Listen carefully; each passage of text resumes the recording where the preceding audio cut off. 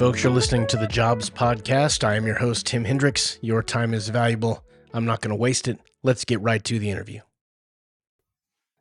Hey, Aaron, how you doing, man? Hey, I'm all right. How are you, sir? I'm doing good. Thanks for joining me today. So your area of expertise is fabrication, off-road suspension, tires, rims, engine swaps. I mean, is there anything you guys don't do? Do you do axles, differentials, all that good stuff? Yeah, we do all that stuff. You know, I try to stay in my lane. Yeah. You know, something kind of funny that I always go back to is something that my dad told me many times. My dad's in the food safety business, and he always told me, if you go to a restaurant and they have 80 items on their menu, you need to go somewhere else because it's going to be terrible. Oh, yeah. So I try to stick to what we're good at. Sure. Because, you know, we can be somewhat of a perfectionist with the work that we do. We try to put out a premium product, you know, at the end of the day. So, yeah, you know, there's a few things we don't do. We don't really build motors. We don't really build transmissions. Okay. But yeah, I mean, we do a lot, and I try to facilitate many things as well. So, well, you mentioned your dad there, and that sounds like he gave you some good advice. Let's jump back and tell me when was the first little suspension that you did? Where were you born? Siblings, all that kind of good stuff. So, going way back, I was actually born in Ohio in the north, but Ohio, I do not remember any of that. So we lived in North Carolina until 99. And then my dad's work brought us to Northwest Arkansas, which is the home of Walmart. Yeah. And so I've been here since 1999. And, you know, I've moved away a couple times, moved to Texas a couple times, doing some work in Texas in the oil. And then I used to travel as well, travel the country, actually installing automotive centers at Walmart's and Sam's Club. All over the country, yeah. So I've got to see a lot doing that. And, you know, you live on the road, you live out of hotels and stuff. So, you know, you could say I lived on the road for a little while too. But, yeah, you know, that probably gets old, doesn't it? Yeah. You know, I'm in my mid 30s. I just, I don't know if I could do it now. Yeah. Because my body's broken just from life. Yeah. But yeah, it does. It gets old after a while, just being on the road all the time. So kudos to the people that do it, you know, all the time. Was your dad, or did you have any older brothers or anything that were always turning wrenches at a young age, and so you were out there holding the flashlight and getting yelled at, and that's how you learned how to work on cars? Or no, you know, it doesn't run in my family much, actually. One of my I think it's my great uncle. My dad's actually an immigrant. He immigrated here in the 70s from Iran. Actually. Oh, wow. And a story that he always tells me is I think it's my great uncle he would drive to he would drive like 2 or 3 countries over and buy cars and bring it back and sell them. And then when they moved here to the States, he kind of worked on stuff then. But as far as anyone in my family, no. I mean, my one brother is 9 years younger than me, and then my other brother was disabled. So he, you know, there really was nobody ever turning wrenches that I was around. I've always just since a young age, I've always liked taking things apart and you know, seeing how things work and putting it back together and you know, getting the satisfaction out of, you know, taking something totally apart and putting it back together that still works is the, you know, the good part of the whole thing is it works after you've put it back together. So. Oh yeah, that's always important. Yeah. There was no real inspiration, I guess, as a young kid growing up. Mm-hmm. So you do welding too. Did you take any kind of shop classes or welding classes or anything in high school, or was it after college when you started kind of tinkering with that stuff? You know, I you know, College, I actually didn't do any college myself. I did maybe a semester of the community college here. I actually joined the Army right out of high school, Oh, right on. and I was in the Army for about 5 years. So it wasn't until I was maybe, and I was actually I was National Guard, so I did some active time in the Guard, but so I had a job during all that too. So I was probably about 19 or 20 um, when I got my first. Actually, it was a fencing job, and we had to do some welding there. As far as like training goes, I was in a apprenticeship for plumbing and pipe fitting, Okay. and we learned a lot of stick welding there. Okay. And then sometime after that, I ended up in a production fab shop, fabbing all kinds of different things, mostly stuff for like JB Hunt trucks, Oh, sure. and trailers and stuff like that. So I kind of knew a little bit before then, but I mean a lot of it's just been on the job experience as far as welding goes. That's probably a good way to learn, though. You have some people there that can show you if you're doing it wrong, they're going to let you know, probably. Yes, yes, those types of environment can be pretty brutal. So Hmm. yeah, they will absolutely let you know Got for to have a sure. thick skin. Yeah. Yeah. It's definitely that kind of industry. So, when did you shift gears, no pun intended, Sure. into the off road, you know, doing the suspensions and fabrications for, I'm assuming you do bumpers and spare We tire do. holders and rear bumpers, all that kind of stuff. Yeah, yeah. So what got me started really on this side was about 15 years ago. I bought my first Jeep, and I mean the rest is history, man. Yeah. Yeah, I just fell in love with the Jeep Wrangler, and fell in love with the Hmm. lifestyle. Yeah. And I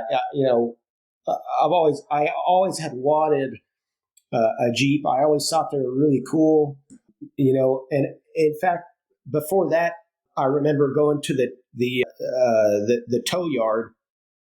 Me and my buddy went to the tow yard, and they had an '89 S10 that was just beat to hell.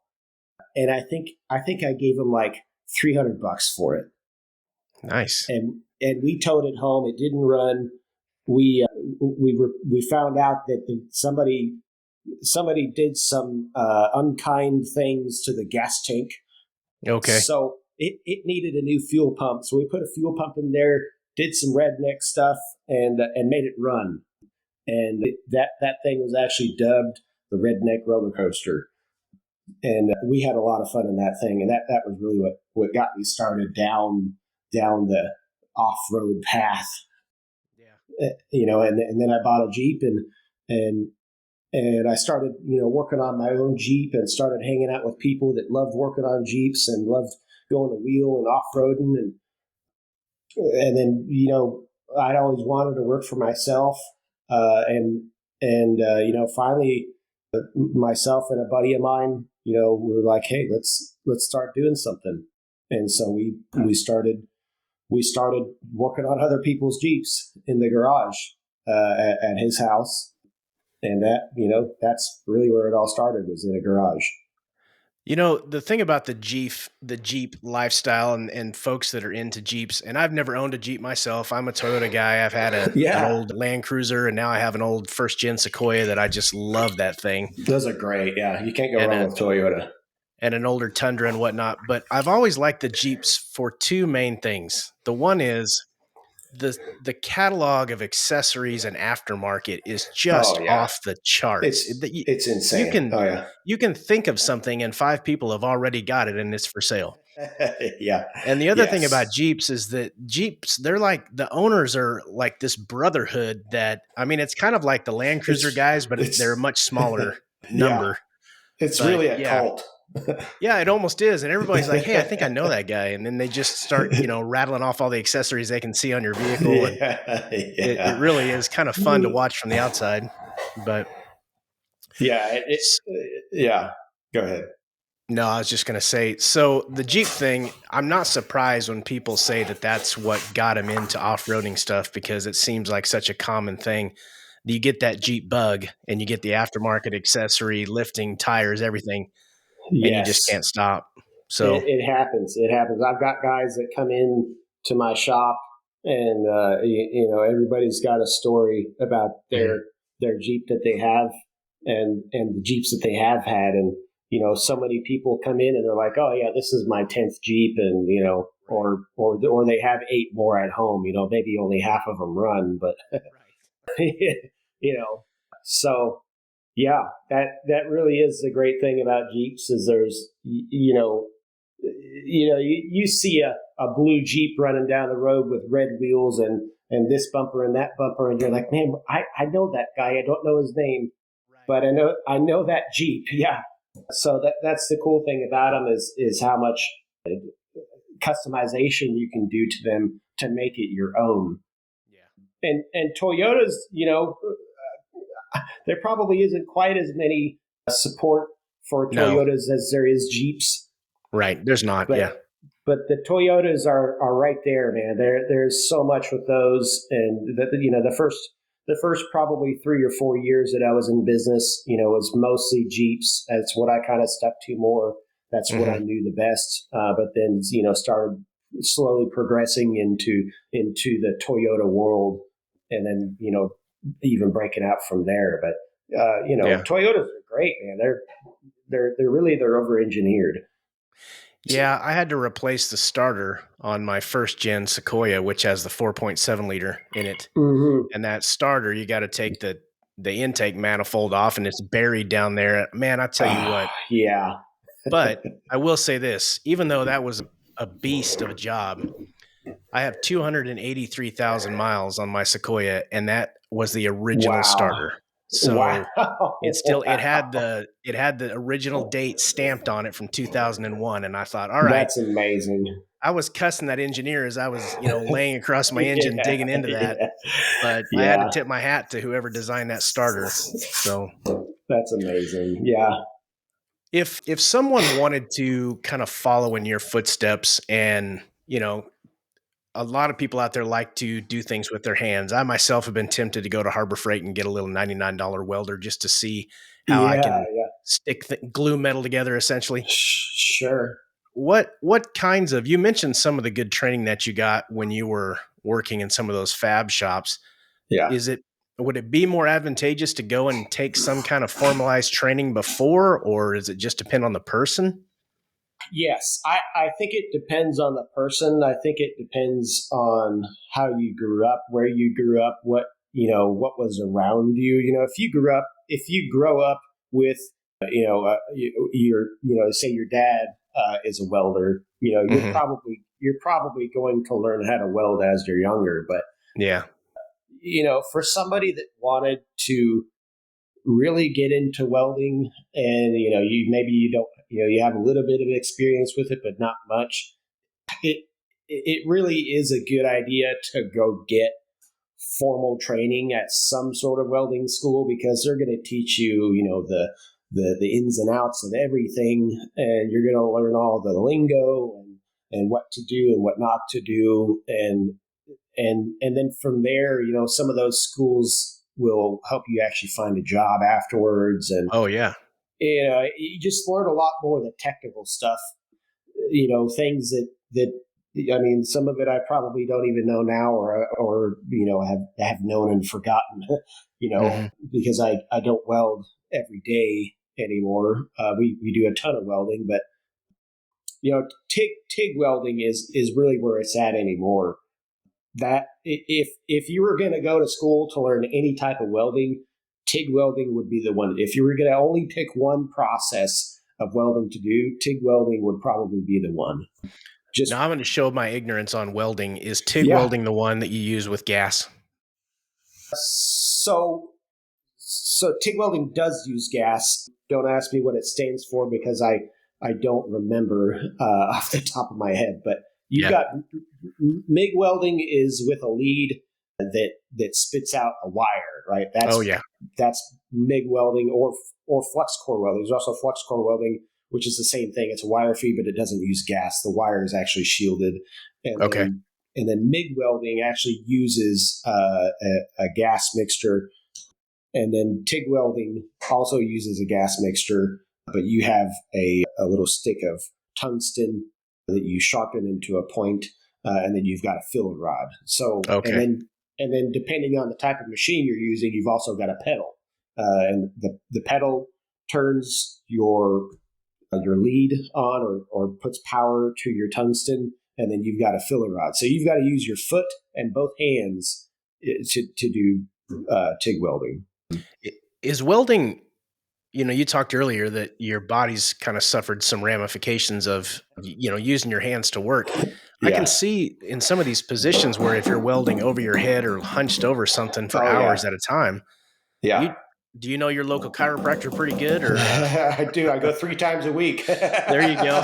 Smart man. Yeah. Right Yeah. on. Yeah. Yeah. I mean, I'm broken for a lot of reasons. I played ball for 10 years and wrestled in high school, and then Oh, okay. was in the army for 5 years, and I held explosives. So I, picking up, heavy things, and then Right. I've always had hard, laborious jobs, and I've always worked really. So yeah, I mean, for welding specifically, yeah, you can get into some seriously uncomfortable positions where you have to, and things that I don't have any idea about. You look at videos maybe of guys that are doing pipeline welding, and Oh, yeah.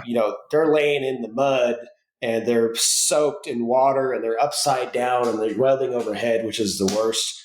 Yeah. And you just never, I've been upside down inside a foundry tank welding crossbars in with a TIG welder, and Man.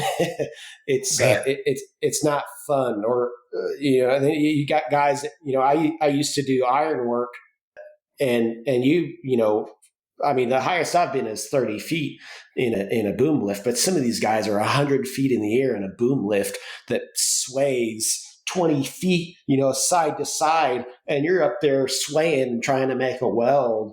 And, Good grief. yeah, yeah. I mean, it can be a brutal job.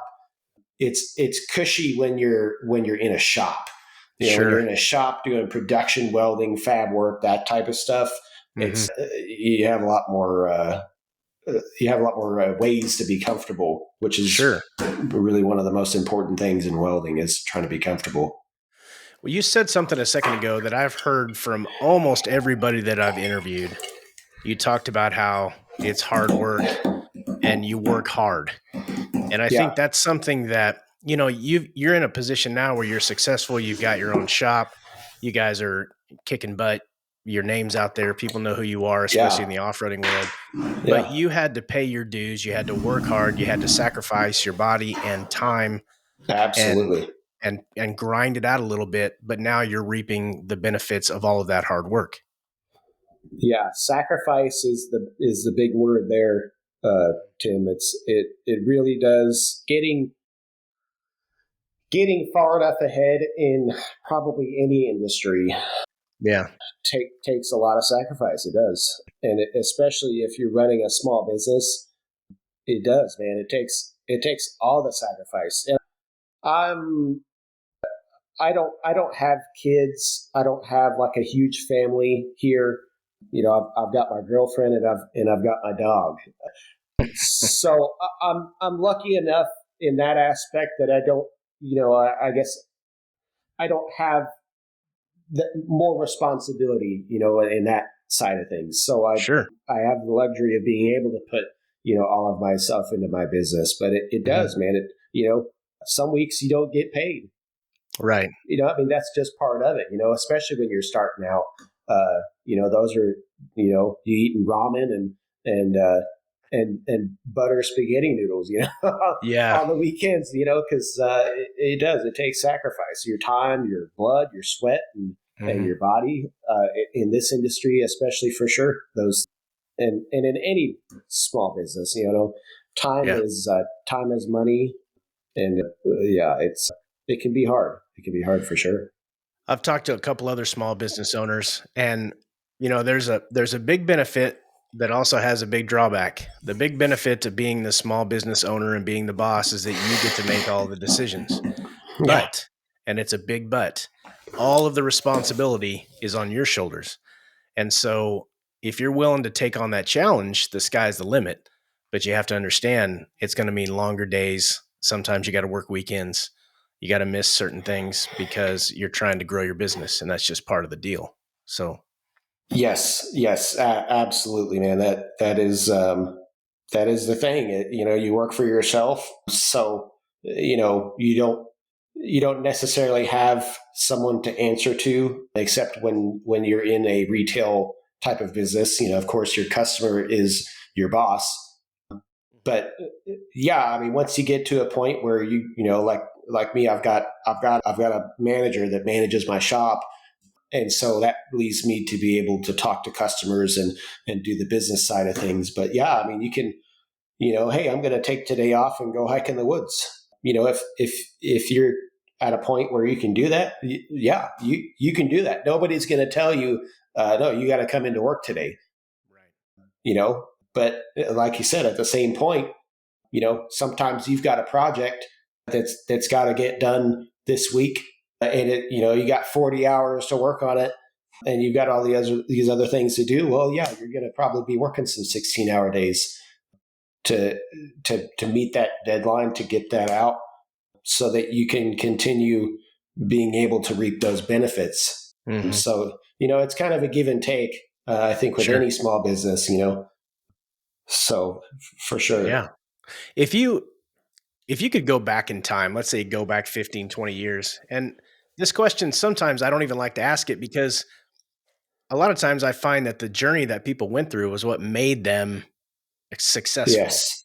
But Yeah. if you could go back and maybe redo something, would you go back and get formal training, or is the way that you learned the best way for you personally to learn, or was there classes you would take or different business decisions you would make?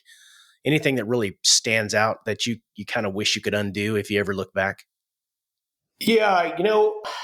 I think in life it's important to not live with regret. Mhm. And because we're in the here and now, and there's nothing you can do to go back. Right. And it's really just a waste of of mental energy to even think about what I could have done, what I should have done. That being said, there are things that I would do differently for sure. I think anyway. I never worked in a mechanic shop. I have never worked in a mechanic shop other than my own. So, if I was able to go back, I may, would have gone in and worked at a couple shops maybe, to try to see how everything is ran that way, like the business side of things. I've really just had to figure out on my own, what's how, to try to be efficient and Sure. keep production at its optimum level, and be able to, also bust out, a 100% perfect product at the end of the day when it leaves.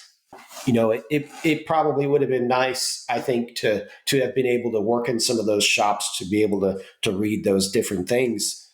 But like you said, on the same side of things, I have been in many different industries, and I have done a lot of different things, and I feel like all of these different things that I've done through life help me today to be able to, figure out different things. Being able to problem solve different things that come up require you to know a lot of different things with the type of stuff that we do.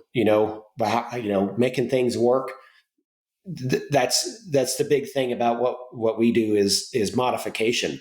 You know, Yeah. and and sometimes you get this thing that comes in, and you got to put this thing on it, and it doesn't fit, and you gotta really sit down and figure out, how am I going to make this thing fit on here? I got to make it work, and and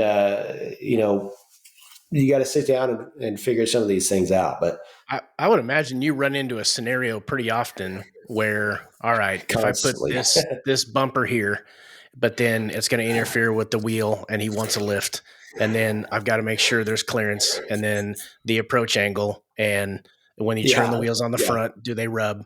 And, there's all these downstream effects that you have when you start modifying a vehicle that if you don't anticipate those or know, if I do A, then B and C and D are going to happen, and I have to address all of Yes. those, you could get yourself in a little bit of a pickle. So I can see the problem solving that would have to go on when you're doing that kind of stuff.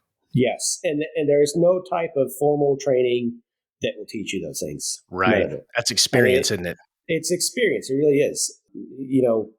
Going to school is not a bad thing. I mean, it's good. I feel like it is good to go to school so that you can learn all of the things that you won't learn in a shop.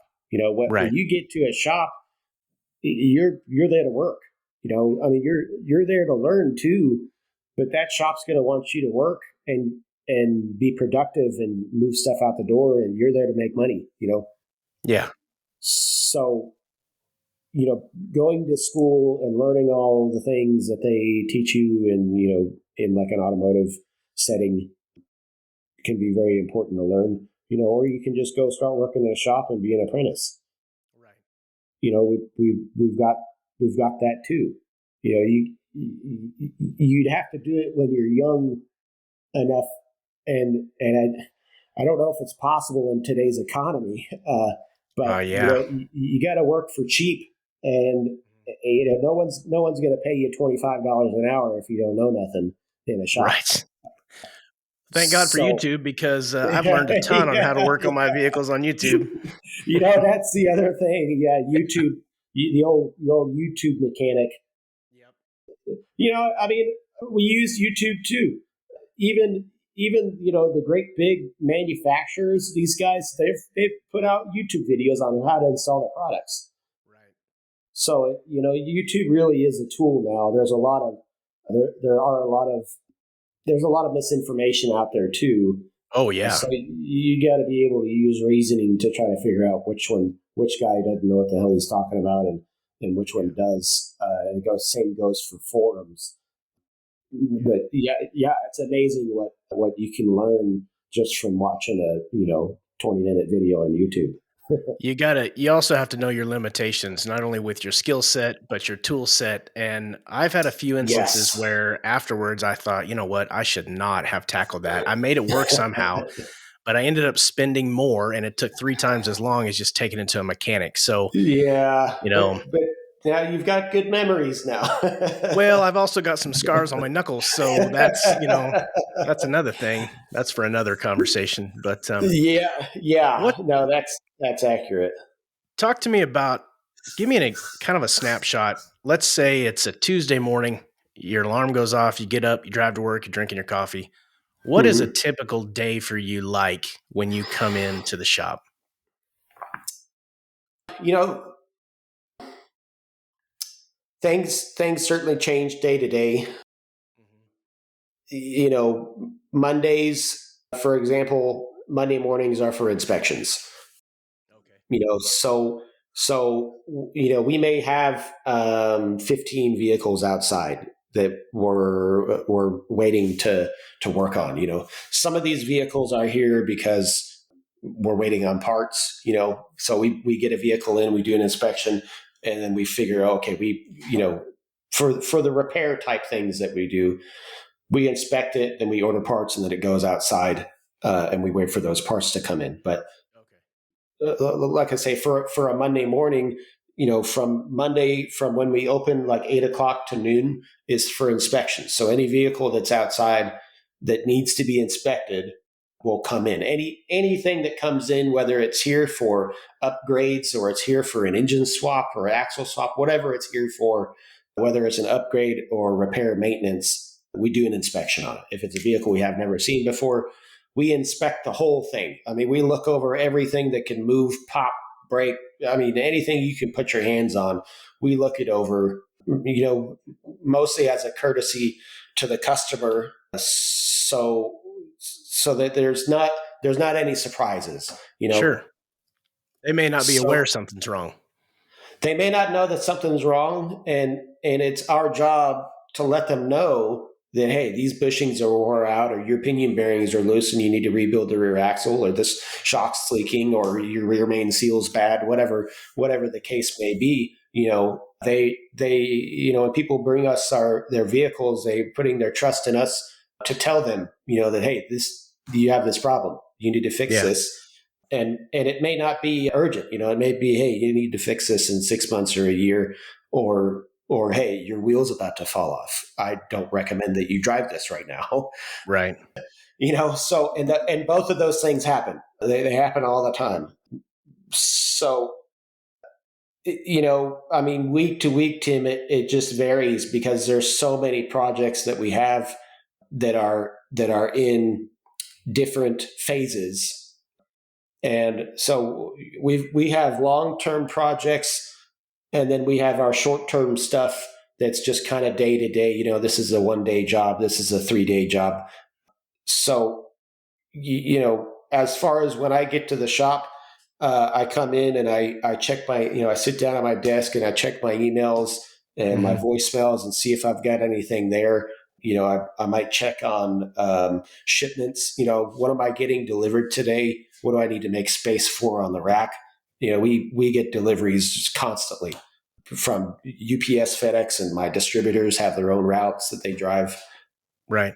So, trying to do inventory on parts that come in, maybe they've come in the day before and we got to get this stuff, put into our inventory and get it on the shelf.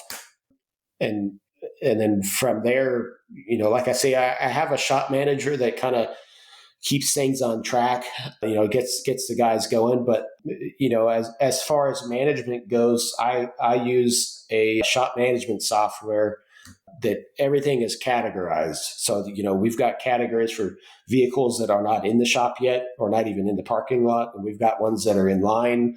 We can see what's in the shop now. So all the guys have to do is go get in the computer, see what is in the shop now, and it tells them what all needs to be done, or they can look at that and see what's in line that needs to come in.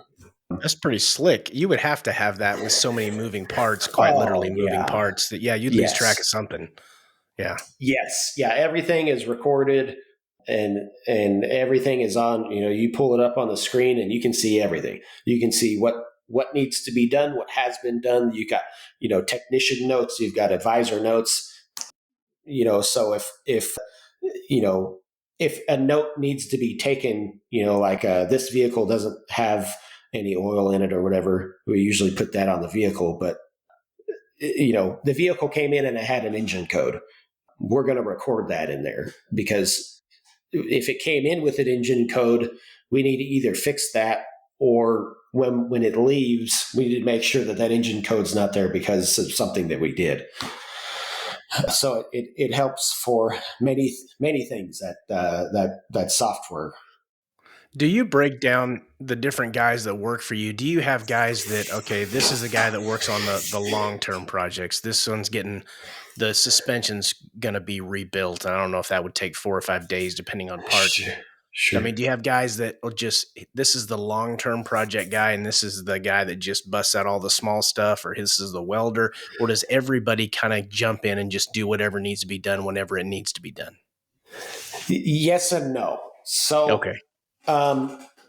Brent is my shop manager, and I have to give him credit because I would not be where I am now without his help. Right.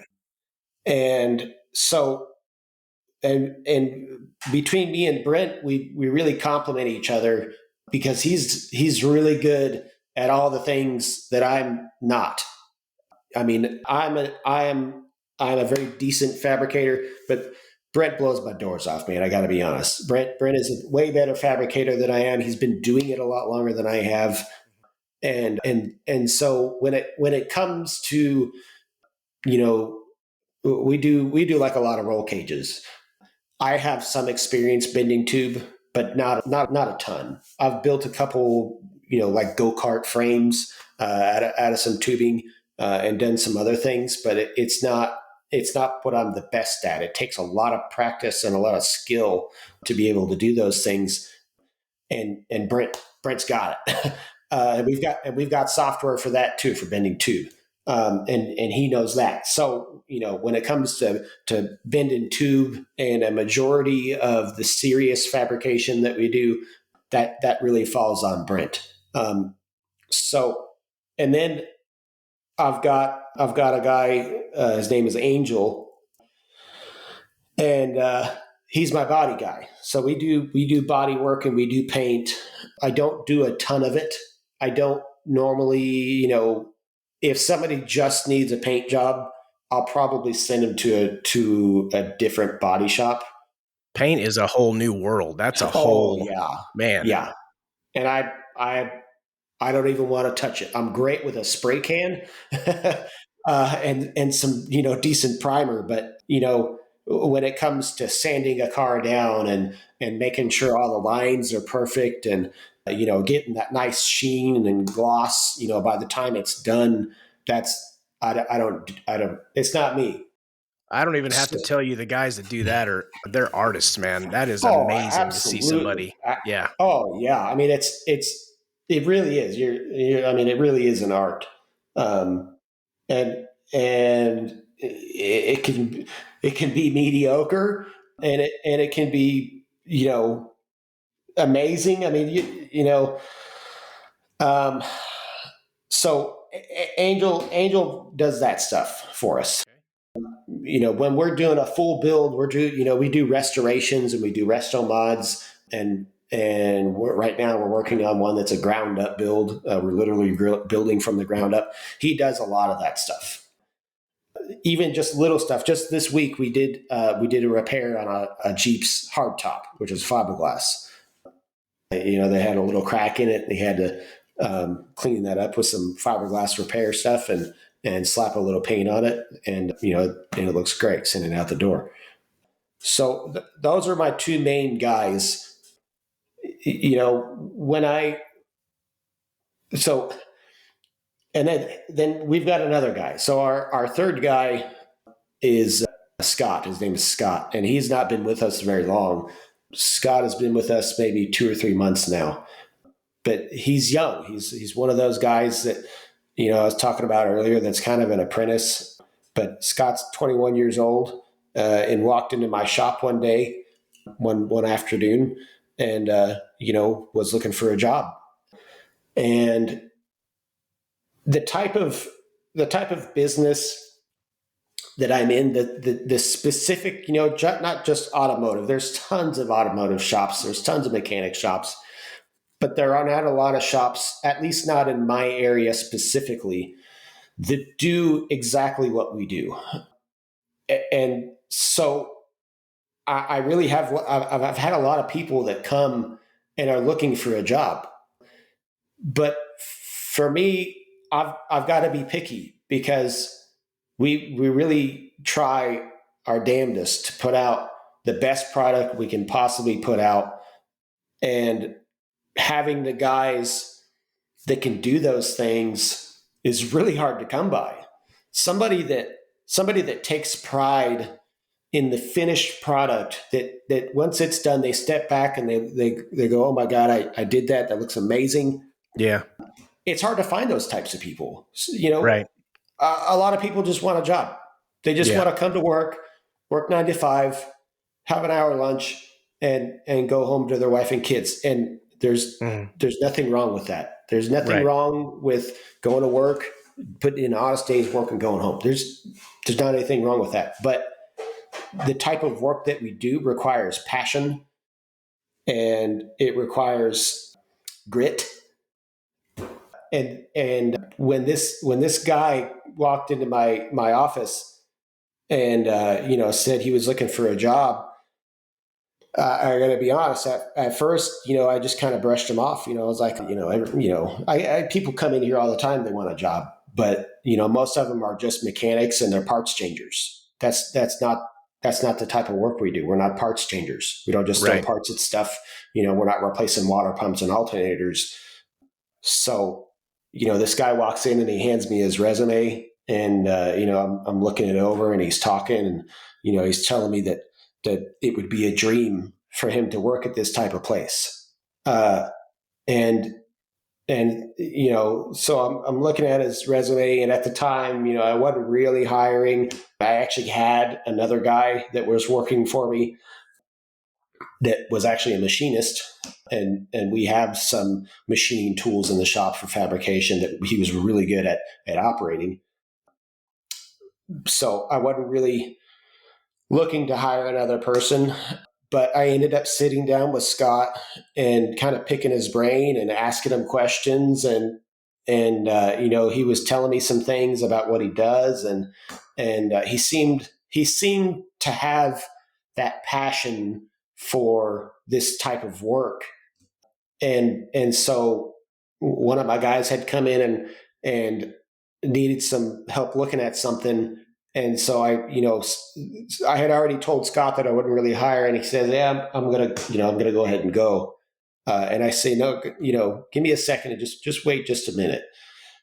And so I go out into the shop and I call Brent, and I tell Brent, I said, "Hey, go grill this kid, man. Just go give him just give it to him." Uh, and I say, "Look, I've already talked to him, and I have a feeling about him, but I want you to go talk to him and see what you think and see if we're thinking the same thing." And so I go do what I'm doing and come back, and Brent kind of looks at me, and Scott's in the office, and he says, "Man, I think that guy has some potential." And I said the same thing. I said, I really think the guy has some potential. So, I guess my point is that, if you're going to go look for a job, you don't want to go in like this other guy that comes in. He walks into my shop and says, "Hey, I got fired today. I need a job." Oh, good Who's grief. who's going to hire that guy? Nobody. Nobody's going to Yeah. hire you if that's the Mm. attitude that you have. You Right. need to want to work there. Yeah. So, you know, back to your original question, those are the three guys that I have. So we all kind of work on different things. We all have our own specialties. Scott's happens to be CAD. Scott is better at computer aided design than any of us other guys. Angel doesn't know it at all. I don't know it at all. Brent is proficient with it, and actually has gotten better with it. But that is Scott's strength, if you will, is kind of that area, and he's learning. But and we're as the company grows, I'm constantly trying to add more people to the team Sure. to kind of build what I would call our A team, if you will. So there's always room for growth. Oh yeah.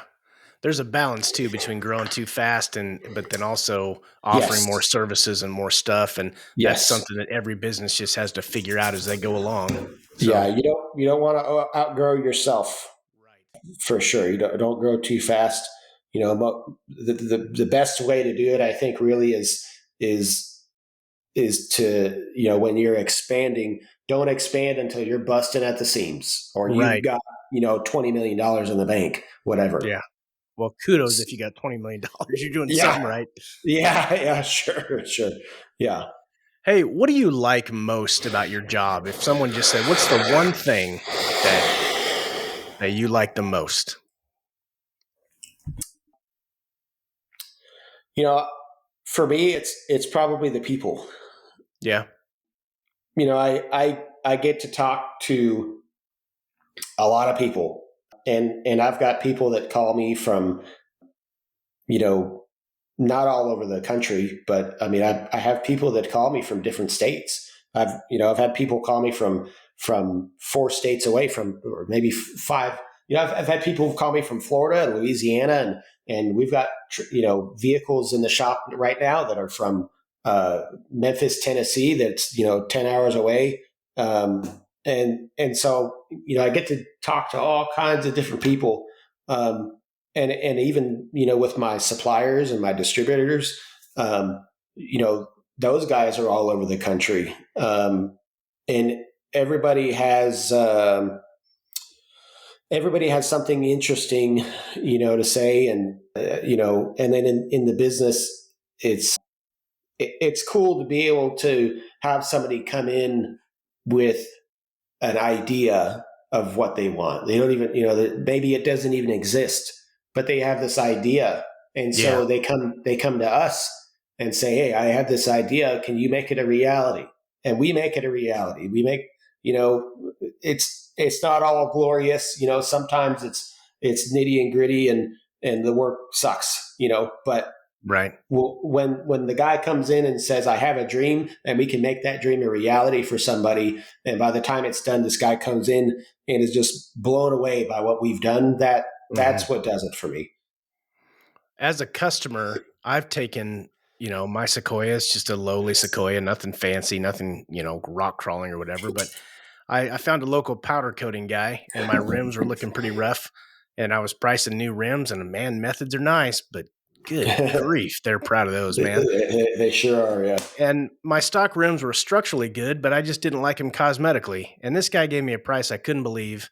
I brought in my rims and they look brand new in a different color. And it just changed the entire vehicle. He facilitated something I didn't have the ability to do myself for a yeah, fair price. And I'm happy. He's happy. Everybody wins. So yeah, I absolutely can see why you would really like that part of it a lot. yeah. It brings joy to people. A lot of the times. Uh, people love their cars, Yeah. and in the Jeep world, and in other worlds of it. But I feel like it has more to do with the Jeep world than maybe others. Probably. Every Jeep has a name. Everybody that buys a Jeep. I've never been really that way myself with naming inanimate objects, uh, but it's a thing with Jeeps. They've all got a name, and because people feel the need to have names on these things, they get very attached to them. And so when somebody brings this thing to you, it's their pride and joy, and they're trusting you with it, to not scratch the paint or making their dreams come true with it. So it's really it's rewarding for sure that way. Yeah. When I look back at the off-roading industry, my first kind of legitimate off-roading vehicle, I had an older Toyota 4Runner. As a 99, I think. And I remember when I got my first BFGs put on there, man, I was riding high. But Yeah, yeah, back then, this was years and years ago. Back then, really all they had was like Rancho suspension was kind of like cutting edge. But now yeah. you've got Icon and Fox and everything out. They're just brands I've never even heard of making some really awesome stuff. And of course, the Australians and all of their Oh, overlanding sure, yeah. stuff. That's where it's at for the Toyotas. Oh yeah.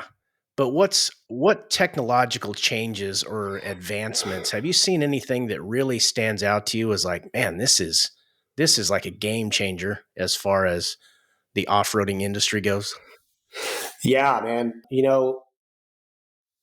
I mean, with the off-road industry for sure. I mean, in every industry, technology these days is just it's light speed, man. It's insane, and companies are constantly doing research and designing new things, and you know it's really hard actually to keep up with everything that's the newest, greatest, best thing that's come out.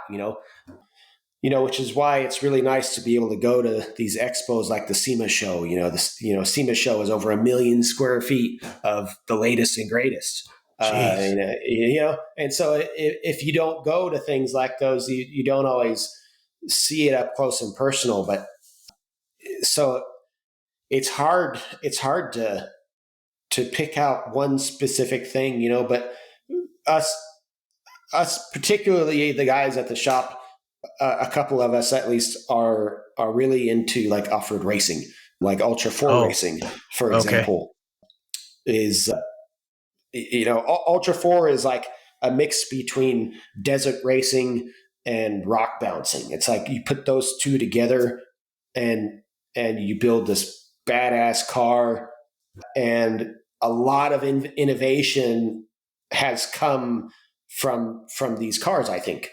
So, one thing that I've seen personally in the last, I don't know, 4 or 5 years, maybe, or at least that I've known about coming about in the last 4 or 5 years, is like live valving and shocks, where Oh, okay. some of these like side by sides and stuff, they've got them from the factory now. Um, Even I think maybe some of the new Ford Raptors have it, even where you've got a button on your dash, and you flip that button, and all of a sudden your shocks they've got a mind of their own now, and they're adjusting to these bumps that you're hitting, and they're rebounding differently, and they're hitting differently, and maybe they're getting softer and they're getting stiffer all at the same time. And so that's huge. I mean, that is just an innovation that wasn't expecting, I guess. But they're just constantly coming up with new things. Yeah, So it's hard to keep up with that's it pretty all. impressive. I mean, I'm happy with my Bilsteins, but I'm Yeah. sure you could find something nicer than them. So what? Bilsteins are great. Oh yeah. I mean, for my needs, they're fine. But what for your business? What are your future plans? Where are you wanting to take your company? Where are you wanting to take all that you offer? So if I go back, like I said earlier, I started in a garage. I started in a little, what's a garage? A couple hundred square feet. I Yeah. mean, that's what I had, and I worked a full time job at the time. I mean, when I first started, I was doing iron work. I mean, that is a hard job, and I Hmm. was doing it 50, 60 hours a week, and then I would come home and I'd work another 20 hours a week on the side, and and you know by the time I decided that it was time for me to pursue this more heavily, I had 3 or 4 Jeeps at my house that weren't mine, that I was, in the process of working on. And so, when it came to that, it was like, all right, it's time to hit the ground running. So I quit my job and started working out of my garage full time. And that lasted maybe 6 months before I found a place to move into that wasn't too far from my house. Excuse me. But actually already had a bunch of equipment in it. So in the very beginning, I was very fortunate to have just kind of fallen into finding this shop that already had a lift, and there was already a welder that I had access to and a bunch of other tools. I really just had to bring my own tools that I had and was able to, kind of start there. But, a lot of businesses get loans, or they, people have, accrued savings, or they piece it, real slowly. There's many different ways to do it. I started with nothing. I had nothing when I started, and I was probably, was that like 20, 26, 27 years old when I finally decided to start my own business, and I have slowly grown as the years progress. I worked out of somebody else's shop essentially, and then it kind of came time for me to move on and find something else, and I found this little bitty spot. It was like 1,200 square feet, and I moved into there, and I bought a lift, and I bought a welder, and I worked out of that 1,200 square feet, uh, and then I was able to actually move right next door from there into a 2,500 square foot shop, and in there, I was kind of able to offer a little bit more to my customers. I was able to do a little bit more. I was able to find somebody else to come work for me, and help take some of that load, because I mean I did this purely by myself for like the first 4 years, 4 or 5 years. I did this all by myself, That's a and I lot for just one kind of person. It is, man. It really is. In fact, as you say that, I I was so I was so stacked up with work that I was getting burned out, man. And to be honest, I was not able to do it all. I couldn't do the work, the actual work, and answer the phone calls and send invoices and build quotes and do Yeah. taxes and all the things, all the different hats that you have to wear as a business owner. And I didn't go to business school. I didn't get it. I didn't get any formal training on any of that stuff. So I'm hitting the ground running and I'm learning as I go. And there's a lot of stuff you got to learn pretty quick when it comes to managing a business, not just running everything, but actually managing the business side of everything. And I got burned out, and I actually, I almost closed up shop and went to work for one of my suppliers, and I finally, you know, some things fell through there, and that was kind of a sign to me that I needed to tighten my belt and just get after it. And that's what I did. And not long after that is when Brent came to work for me, and he he did it, man. I mean, I probably without Brent, man, it would have been tough. I got to say that. I So don't know once Brent, but I sure do like him a lot. he's great, man. He's a great dude. Good. He does a lot for the shop. That's for sure. I mean, Yeah. he's part of it. So after Brent came to work for me, and we're working out of a 2,500 square foot shop, and we're moving forward, and stuff's going good, and we're getting to the point where, like I said before, we're busting at the seams, man. I got two lifts in this little 2,500 square foot shop, and we're adding tools and we're adding equipment, and there's just not enough room to be able to work on all this stuff. We need to hire another guy, and where are we going to put him? We don't even have enough room for another lift. And so the area that I'm in is constantly growing. I mean, if I'm not mistaken, this is in the top 10 fastest growing areas in the country, right here Wow. in Northwest Arkansas, Yeah. mainly because of Walmart, Right. and the Walton and the biking community here, the mountain biking. This Oh area yeah. is actually named the mountain biking capital of the world. Yeah. They even moved the Olympic team from Denver to here. The Olympic mountain biking team moved here. So this area is just constantly growing at an insane rate, and the infrastructure and the housing market can't keep up with it. So, uh, for me, looking for a bigger space that wasn't ridiculously priced was really hard, because at the end of the day, I got to think about my bottom dollar, and I got to make sure that everything's in my budget, And so I spent probably close to a year trying to find some place to move to. And I mean, I was constantly looking, constantly checking, the real estate boards, and ended up getting a real estate agent and trying to find some place where I could move to. And it's just impossible. Everything was either they wanted too much money for it, for what I could afford, or it wasn't exactly what I needed. Not enough space, not way too far out of town. I mean, there's just so many things. And then finally, I had a conversation with my current landlord, and I said, "Hey, man, look, I want to let you know up front and ahead of time that I'm going to be moving out of this shop to find something bigger, because I'm busting at the seams. I can't keep working out of this place, So I was trying to give him a heads up, and where I was then in the 2,500 square foot shop, right next door was another one of his properties, literally right next door, and that was a 10,000 square foot shop. And right then he offered it to me. He said, "Why don't you just move into this place? I'll rent it to you for this much."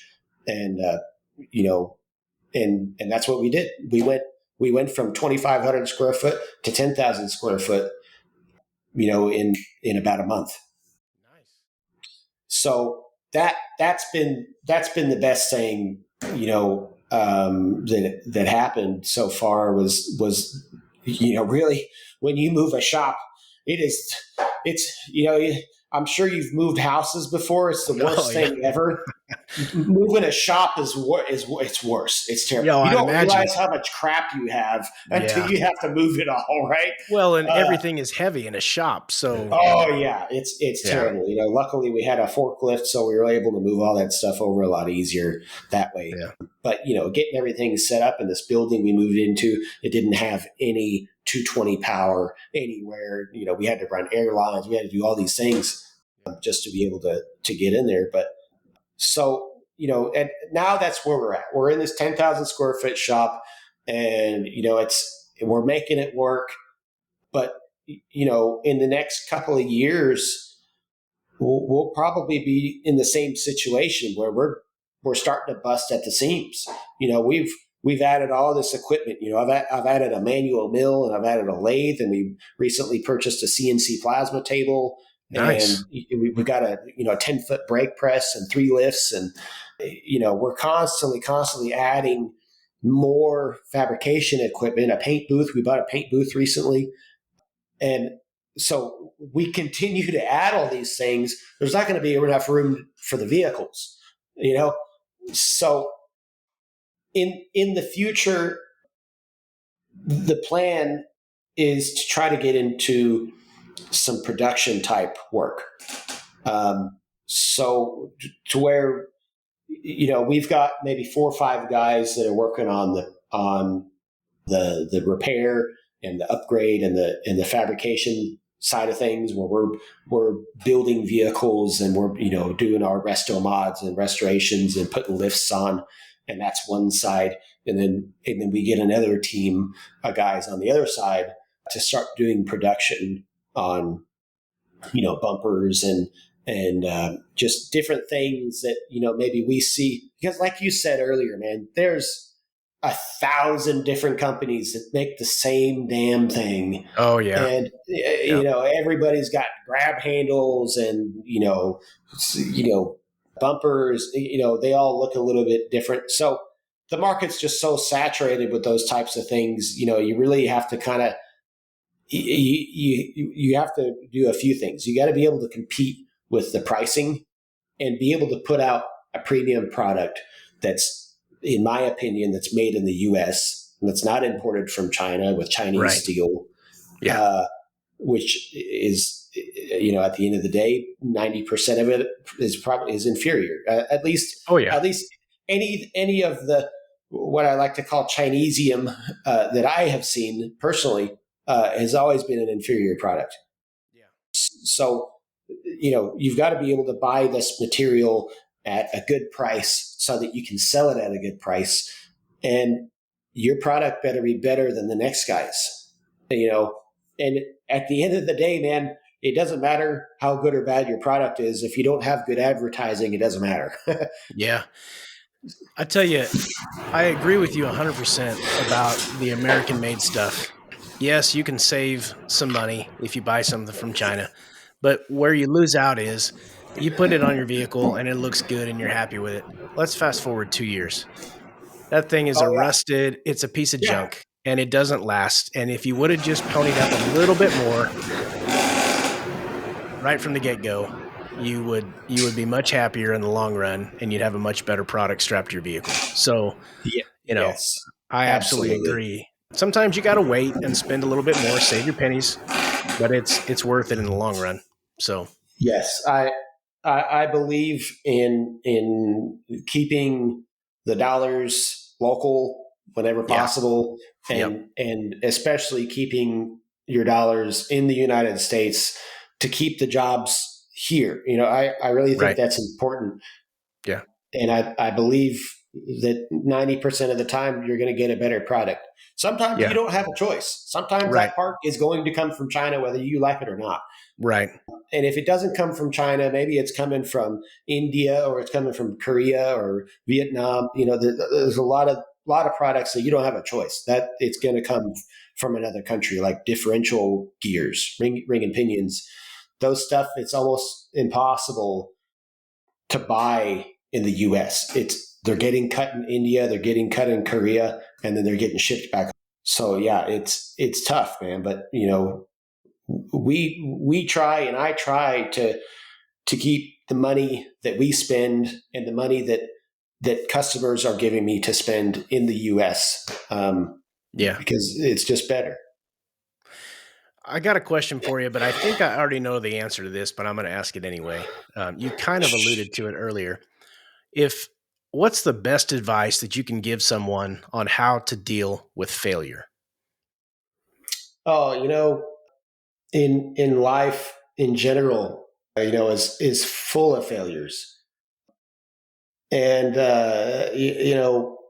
I wish I knew this off the top of my head, but one of the great inventors, whether it was Thomas Edison or Benjamin Franklin, one of those types of guys, say he failed at inventing this thing 1,000 times, Yeah. but the 1,001 time he got it right, and it's the best invention of the century. Yeah. But how many times did he have to fail, and how many times did he have to think about giving up before he said, "No, I'm going to figure this out"? So, when to say it a different way, when you fall off the horse, you got to get back on, man. Right. And that's really all there is. You gotta roll with the punches, and you just can't let it get you down. But Yeah. you also got to know when to step back. Uh, I think there's both sides of it. Just because this is the best thing for me doesn't mean it's the best thing for the next guy. So Sure. maybe this thing interests you, and you think, I really want to do this, and you get in there and you're like, this is not what I thought it was going to be. Hmm. It's okay. It's okay to fail. It's okay to step back and tell yourself, maybe I need to do something else. Right. But you just got to keep moving. That's all there is to it. One of the advantages that I'm kind of realizing as I get a little bit older, I'm 50, but if you look back on life, there's times when it's like, I just was banging my head against that wall. And while I was proud of myself that I didn't give up, if I would have just paused for a second and stepped back, I could have figured out another way around that brick wall or over that brick wall or under it even. Yes, And so absolutely. it usually, as you get through experience and you've got a thick forehead from banging into that wall over and over again, you go, all right, that's uncomfortable. I'm going to stop and see. There's got to be a better way to do this. And so Yes. you learn some things but experience is sometimes a pretty rough instructor. So Oh yeah, yeah, absolutely, man. Anybody that comes to work for me, especially if they're new, I've made many mistakes. I've been in business for 8 years now, and I've made many mistakes. But the important thing is that you learn from those most mistakes, and you try not to make them again. Sometimes you're going to make the mistake twice, but it's the most important, like you said, to step back. If you make a mistake, you need to step back and retrace your steps and figure out, where did I go wrong? How can I do better the next time? What do I need to learn? Maybe I just need to not do that anymore, or whatever it is. But yeah, absolutely. We have to do that with what we do. Sometimes we get this crazy thing that comes in, and we've got to make it work. And we may try it one way and it doesn't work, and we may try it another way and it doesn't work. And finally, okay, we got to step back and try to look at the bigger picture to try to figure out what's going on. And so it takes a lot of patience. That's for sure. sure. If you weren't doing your current career, if you weren't involved in what you are, and I can tell you're passionate about it, but everybody has usually more than one thing that they like to do. Is there another career or occupation that if you could go back, I'd really would like to do that, but it just wasn't in the cards kind of thing? Yeah, if this was not what I was doing, and it had to be something else. There's probably a couple things that I would do. One thing is probably some type of sales, which is what I almost went to go do when I thought about shutting down the business and going to do something else. Uh, at that time, I had learned so much about the industry that I'm in, and so much about. At the time, it was really all about drivetrain. That's been one of my specialties when I first started doing this. Somebody told me, "Hey, you need to learn. Whatever you're going to do, find the niche, and stick to that, and learn everything you possibly can about it." And for me, that was differentials.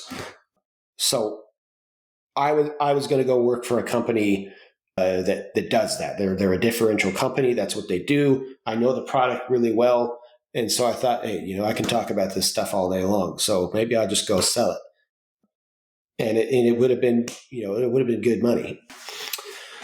But I've actually. Well, probably a couple years ago now, maybe, I was talking with my girlfriend, and, I said, if I ever stop doing this, I think I want to do something maybe more meaningful, something where I can help, and, and the thing that if I ever don't do this anymore, and I'm in a position where I don't have to make a lot of money, I would go work for an agency that deals with sex trafficking, Yeah. because I think that's a huge problem in the world, and there's not enough people dealing with it. It's not a glorious job, I'm sure. It's a terrible job to be in, but somebody's got to do it, and I don't imagine that you're not going to get rich doing it. Right. So that would probably be what I would do.